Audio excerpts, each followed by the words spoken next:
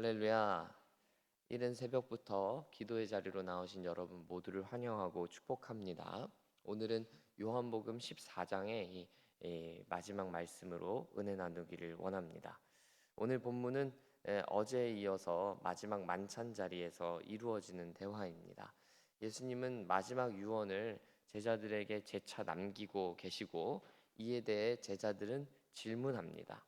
오늘은 그 이야기들을 살펴보면서 우리에게 주시는 메시지들을 상고해 보기 원합니다.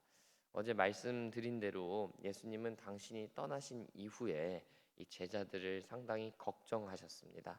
그래서 1절에서 마음에 근심하지 말라 이렇게 강조하고 계신 것이죠.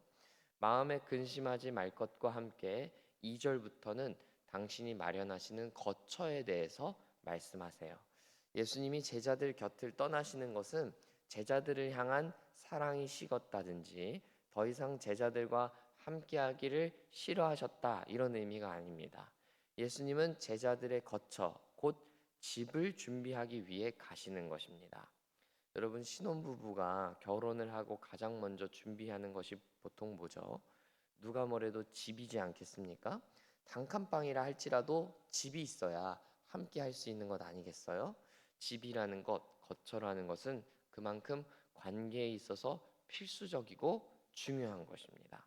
예수님이 떠나시는 이유는 제자들과 함께 거할 거처를 준비하기 위함이다 말씀하시는데, 이건 예수님이 제자들을 얼마나 생각하고 계시는가, 제자들과의 관계를 얼마나 소중하고 중요하게 생각하시는가를 보여주는 중요한 단면이라고 할 수 있어요.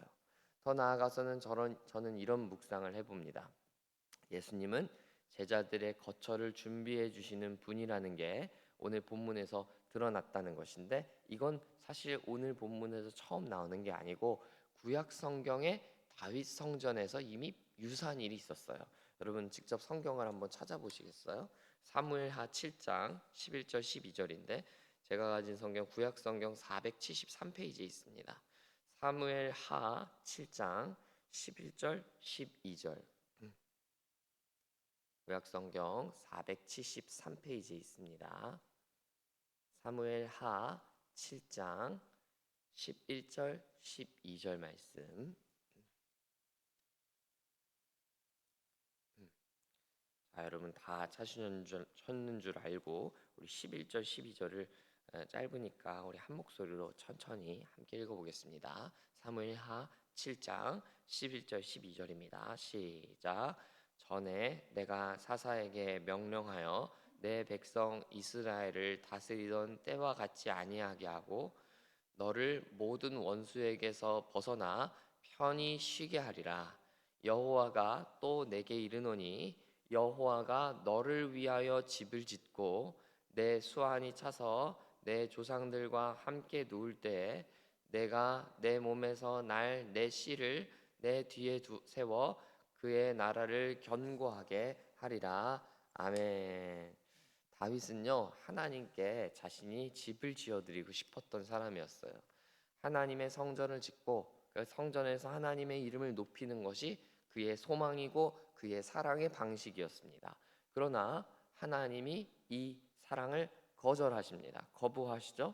그러면서 내가 어디 거할 곳이 없어서 너희와 함께하지 못했느냐, 광야를 지날 때 내가 집이 없어서 그렇게 너희가 나를 찬양하지 않았던 거냐, 이런 말씀을 하시면서 도리어 다윗에게 이런 말씀, 오늘 방금 읽은 말씀을 해주시는 거예요. 여호와가 너를 위하여 집을 지으리라. 내가 너의 집을 지을게. 너가 내 집을 지어줄 수 있는 게 아니고 내가 너의 집을 지어줄 거야. 내가 너의 거처를 마련할 거야. 다윗은 하나님을 위하여 집을 지어드리고자 했지만 하나님이야말로 다윗의 집을 지어주시며 견고하게 세워주실 수 있는 분이라는 것을 오늘 말씀을 통해 가르쳐 주시는 거예요. 예수님도 마찬가지시죠. 제자들은 아무리 예수님을 사랑해도 예수님의 거처를 마련할 수 있는 사람이 아무도 없습니다. 예수님의 가는 길을 마련할 수 있는 사람, 예비할 수 있는 사람 없다는 거예요. 그러나 예수님은 제자들을 위해 거처를 마련하실 수 있는 분이에요. 예수님만이 제자들의 거처를 마련하실 수 있다는 거예요. 이는 예수님만이 우리의 쉴 곳이 되신다는 것이고 우리의 존재를 온전하게 발견하고 행복으로 갈 수 있는 집은 오직 주님뿐이시다라는 걸 의미하는 거예요. 왜냐하면 그 거처에는 예수님과의 온전한 관계가 있기 때문입니다. 사랑하는 여러분, 우리의 육신의 거처가 얼마나 중요합니까? 우리 관사에 들어갈 때도요, 그냥 들어가는 거 아니고 입주 점검도 하고, 입주 점검하기 전에도 관사 상태가 어떤지, 내가 정말 이 집에 들어갈 만한 건지, 이 집이 나은지 저 집이 나은지 우리가 얼마나 따져가면서 관사에 입주합니까? 우리가 그곳에 들어가 살고 가족들이 행복하게 그곳에서 관계를 이루어갈 수 있는 거처여야만 하기 때문입니다. 그러나 그보다 더 중요하고 소중한 거처는 어디입니까? 하늘에 있는 우리의 거처입니다. 우리가 그 거처는 예수님이 우리를 위해서 준비해 두신 거처라는 걸 알고 있어요. 우리는 그곳에 이제 들어가기만 하면 됩니다. 예수님과의 깊은 관계로 들어가는 것 말이죠. 그게 바로 이 땅 가운데서 그 하늘의 거처를 이룰 수 있는 유일한 길입니다. 부디 예수님이 이미 이루신 그 마련해 두신 거처를 여러분 빈집으로 두지 마시기 바랍니다. 예수님이 이미 마련해 두신 그 거처를 사랑하고 그 안에 거하는 여러분 되시기를 바랍니다. 날이 갈수록 그 거처 안에서 예수님과의 관계가 깊어져야 맞는 것이지, 거처를 그냥 주변만 돌다가 예수님과의 관계가 소원해져서는 안 되는 것입니다. 여러분, 이 아침에도 예수님이 마련해 주신 거처 안에서 예수님과 깊은 관계를 맺는 여러분들 되시기를 간절히 축복합니다.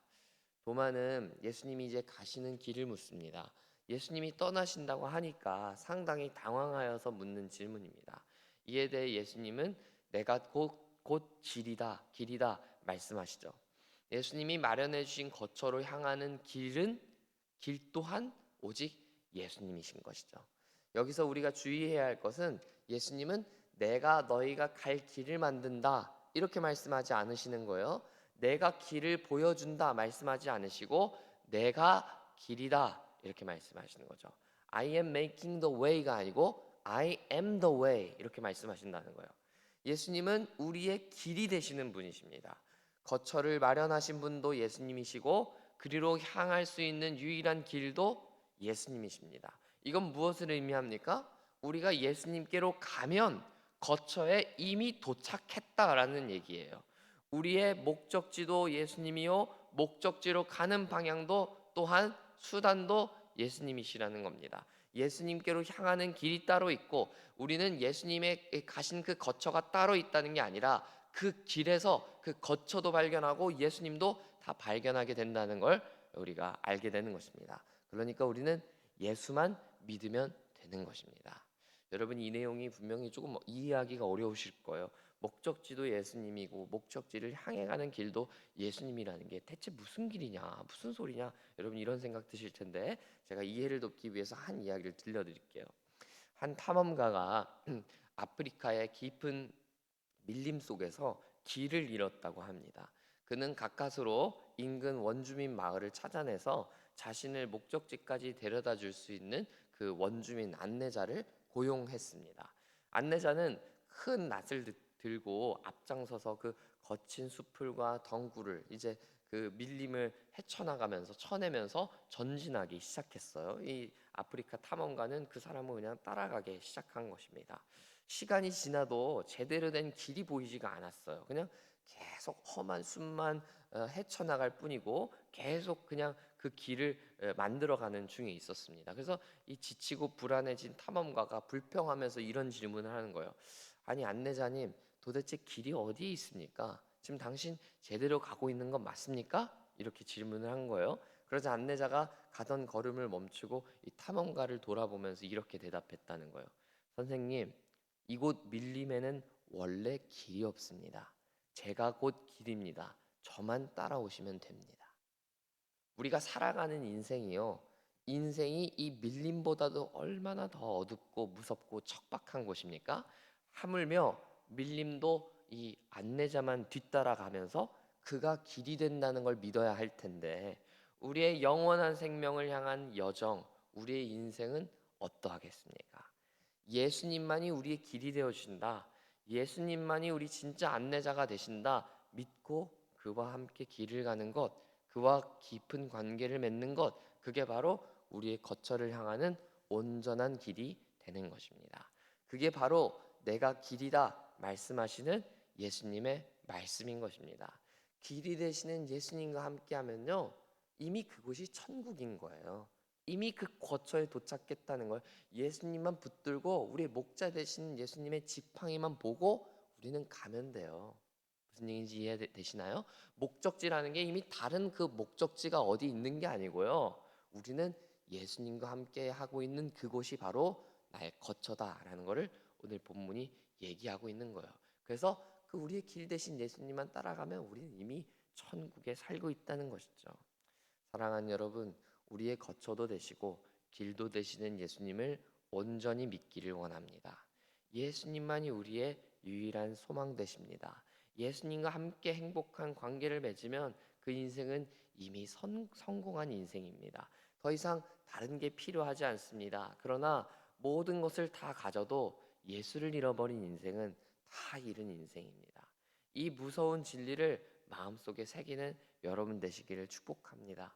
인생의 승패는 내가 예수님의 편에 서느냐, 예수님과 동행하느냐, 함께하느냐, 예수님을 뒤따르고 있느냐, 여기에 달려 있는 것이기 때문입니다.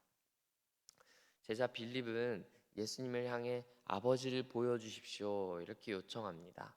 예수님이 떠나신다고 하니까 속에 있는 이야기지만 급한 이야기들이 제자들에게서 나옵니다. 그러나 안타깝게도 이들은 예수님과 시간을 많이 보내왔고 교제해 왔음에도 불구하고 예수님을 보고 여전히 아버지를 찾고 있는 것을 보게 됩니다. 상당히 안타까운 상황이죠. 왜냐하면 예수님이 곧 하나님 아버지시고 하나님이 곧 예수님이시기 때문입니다. 그래서 11절에서 말씀하시는 거예요. 내가 아버지 안에 있고 아버지께서 내 안에 계시다. 즉 예수님과 하나님은 한 몸이시다. 삼위일체 하나님은 근본 한 분이시다 말씀하시는 것입니다. 그러니 제자들은 예수님을 이미 봤다면 하나님 아버지를 그들이 보고 있다는 걸 알아야 합니다. 그런데도 예수님을 향해 아버지를 보여달라고 하는 것은 어리석은 행동인 것이죠. 예수님 안에 참된 하나님의 진리가 있음을 믿는 여러분 되시기를 바랍니다. 길이요 진리 되시는 예수님을 만나는 것은 세상을 만드신 창조주 하나님을 만나는 것입니다. 나의 삶의 이유요 목적을 발견하는 것입니다. 끝으로 예수님은 제자들을 떠나시면서 12절 13절에서 너희가 나를 믿으면 내가 하는 일을 너희도 하게 될 것이다 이런 말씀을 하시죠. 제자들을 떠나시면서 이제 당신의 사명을 제자들에게 이양하시는 것입니다. 저는 12절과 13절을 너희도 할 수 있다라는 격려의 메시지보다는요, 이제는 너희가 해야 된다라는 권면 내지는 동기부여의 메시지라고 생각합니다. 우리 지난 말씀에서 보았죠. 예수님이 떠난 자리는 무엇으로 채워야 된다고 말씀드렸죠? 사랑으로 채운다고 했었습니다. 서로 사랑하는 것이야말로 예수님의 빈자리를 채우는 유일한 방법이라고 했어요. 마찬가지로 예수님이 떠난 그 세상의 빈자리, 예수님의 말씀도 들리지 않고 예수님의 손길이 미치지 않는다 여겨지는 그곳으로 이제 제자들이 가야 합니다. 예수님이 고쳐주셨던 것처럼 제자들이 고쳐야 합니다. 예수님이 가르쳐 주신 대로 전하신 대로 이제 제자들이 전해야 합니다.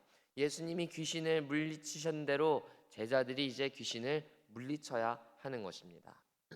크리스찬, 이 그리스도인이란 예수님이 해오셨던 사역을 계승하는 이들이기 때문입니다. 요즘은 그렇지 않지만 예전에는 가업이라는 것을 물려받고 살았어요. 아버지가 하시던 일을 자연스럽게 아들이 물려받습니다. 우리 군인들도 보면요, 사실 군인들 중에 군 자녀가 꽤 많아요. 군인이셨던 아버지를 보면서 자연스럽게 보고 배우게 되는 것이죠. 예수님의 제자도 마찬가지입니다.